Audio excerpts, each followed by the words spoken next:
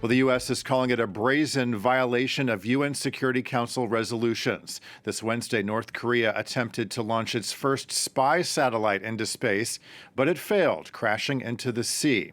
The U.S. Indo-Pacific Command said the launch involved technologies related to the country's intercontinental ballistic missile program, which violates UN regulations.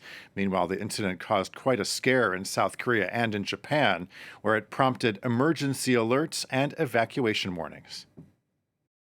Taking into account the repeated launches of missiles, North Korea's continued actions threaten the safety and security of our country, the region, and the international community. This kind of ballistic missile launch violates UN Security Council resolutions. Our country has lodged a complaint against North Korea through diplomatic channels in Beijing. And we get more on the panic the launch stirred in Japan from our correspondent in Tokyo, Jake Adelstein. The significance of these things is that, it sends the country into a panic. And it also comes at a time when Kishida, the Prime Minister of Japan, is really pushing for a military buildup. I mean, if North Korea wanted to be helping him out in his goals of creating a stronger militarized Japan, they could be doing a better service. But the missile was launched at about 6:30 a.m. By 6:32 in Seoul, air sirens were going off.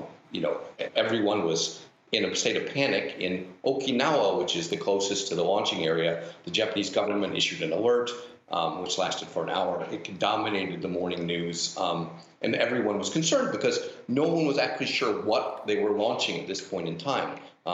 They did admit that it's a spy satellite, but North Korea did try and launch a different satellite in 2016 in February, and at that time there was also alerts and panic.